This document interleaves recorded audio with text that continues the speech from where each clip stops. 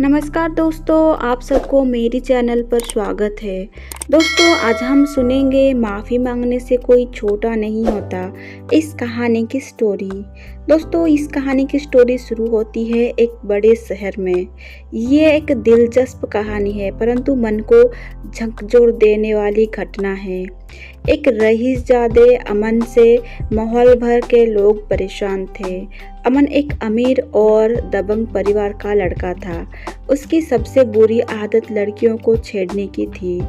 रात चलते सरेआम वो लड़कियों को छेड़ता और विरोध करने पर उन सबको साथ बदतमीजी से पेश आता था। दबंग परिवार का होने के कारण मोहल्ले के लोग भी बीच बचाव करने या उसका विरोध करने से डरते थे। इससे दिन प्रतिदिन उसका अहंकार बढ़ता ही जा रहा था। मोहल्ले की लड़कियां और औरतें उससे डर से घर से बाहर नहीं निकलती थीं। उसी मोहल्ले में सीमा नाम की एक लड़की रहती थी। वो कॉलेज में पढ़ती थी और साथ ही कुछ पारिवारिक बच्चों को ट्यूशन भी देती थी।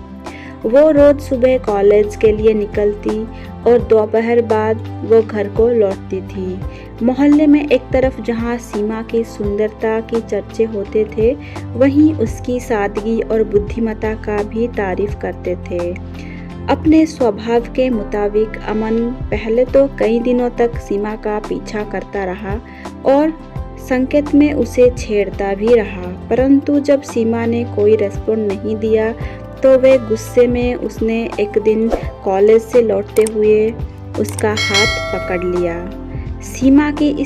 अमन की इस हरकत से सीमा अवाक रह गई, परंतु इस दफा भी उसने कोई प्रतिक्रिया नहीं दी।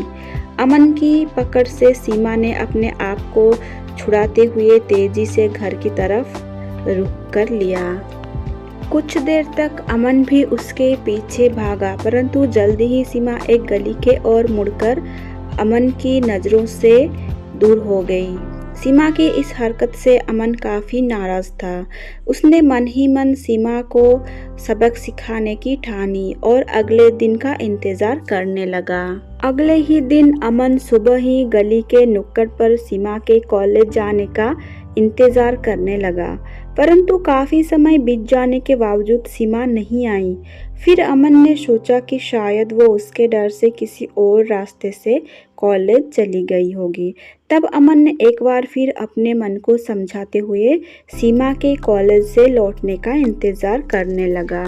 आज अमन के सर पर सीमा को सबक सिखाने का भूत सवार था।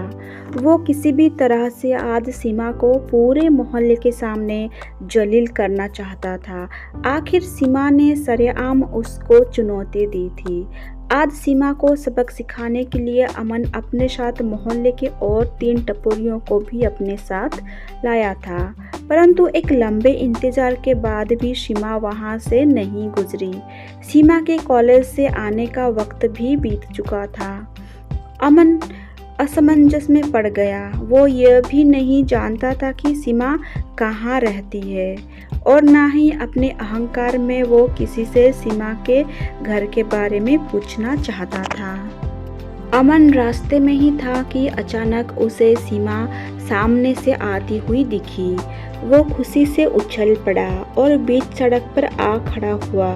सीमा ने दूर से ही अमन को देख लिया था, इसके बावजूद वो डरी सहमी आगे बढ़ती रही। रास्ता रोके खड़े अमन के नज़दीक आने पर वो रुक गई और बगल से निकलने की कोशिश करने लगी, परंतु अमन सीमा को आगे नहीं बढ़ने दे रहा था।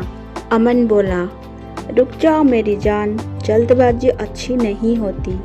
सीमा ने हिम्मत करते हुए कहा, मुझे जाने दो। अमन, कैसे जाने दूं? जब से तुम्हें देखा है मेरी रातों की नींद हराम हो गई है। सीमा, आखिर तुम्हें चाहते क्या हो? अमन ने अपने साथियों की ओर देखकर हंसते हुए कहा, लो पूछो, आखिर एक आशिक क्या चाहता है? सीमा बोली, मुझे जाने दो, मैं बहुत बड़ी मुसीबत में हूँ। अमन, मुझसे टकराने पर सब लड़कियाँ यही कहती है और बाद में मेरी बाहों में आने पर उसे मुसीबत से छुटकारा मिल जाता है। तुम्हारी भी मुसीबत दूर हो जाएगी, बस एक बार मेरी बाहों में आ जाओ। अमन की बातों से सीमा को गुस्सा आया। वो मजबूती से अमन का विरोध करते हुए कहती है, बस करो, मैं वैसी लड़की नहीं हूँ। मेरे रास्ते से हट जाओ और मुझे जाने दो। मैं एक गरीब लड़की हूँ, मेरे पापा बीमार है, डॉक्टर को बुलाने जा रही हूँ। सीमा ने हिम्मत करते हुए एक ही सांस में सारी बात कह डाली। सीमा की बात पर अमन और उसके साथी ठहाके मारकर हंसने लगे। अमन ने कहा, सभी लड़कियां ऐसे ही बहाने बनाती है, मगर आज मैं नहीं मानने वाला। तुम्हें तो आज मैं अपने साथ लेकर ही जाऊंगा। अमन की बात से सीमा सहम गई। उसने अमन की मनसा का विरोध करते हुए गिड़गिड़ाते हुए कहा, आज मुझे छोड़ दो। मैं अगर समय पर डॉक्टर को लेकर घर नहीं पहुंची तो मेरे पापा का मौत हो जाएगा। सीमा की बात पर अमन थोड़ा ठिठका और दुर्दशा दिखाते हुए बोला, मैं किसी डॉक्टर से कम हूँ क्या? तुम्हारे पापा का इलाज मैं खुद कर दूंगा। चलो तुम्हारे घर चलता हूँ।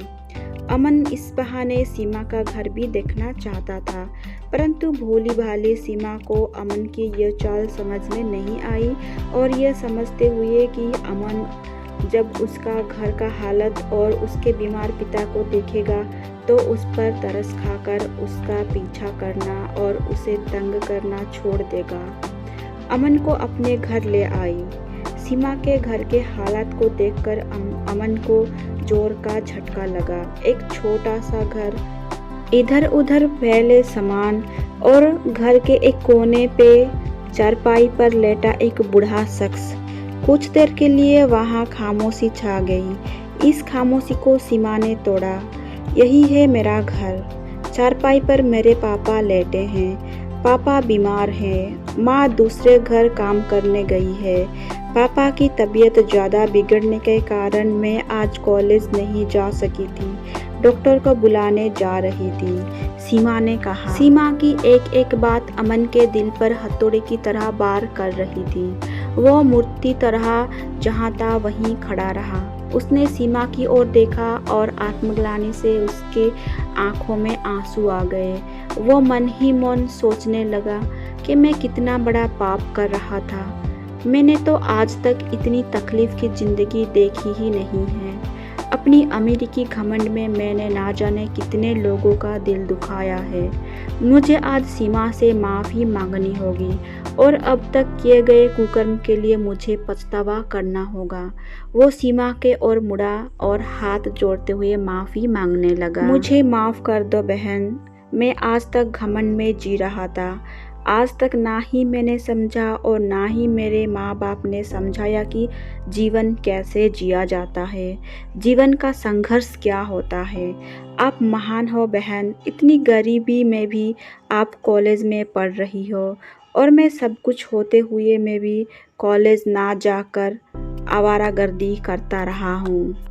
बहन, आपने ना सिर्फ मेरी आंखें खोल दी बल्कि जीने का एक रास्ता भी दिखा दिया है। आप यहीं रुको, मैं डॉक्टर को बुलाकर लाता हूँ और आज से एक नए जीवन का शुरुआत करता हूँ। सीमा कुछ कह पाती इससे पहले अमन ये कहते हुए अपने दोनों टपोरी दोस्तों के साथ वहाँ से तेजी से निकल पड़ा। दोस्तों, इस कहानी से हमें यही शिक्षा मिलती है कि इंसान चाहे कितना बड़ा ही क्यों ना हो, जब उसे अपने किए पर ठेस लगती है तो वो माफ़ी मांगने में भी शर्मिंदा नहीं होता।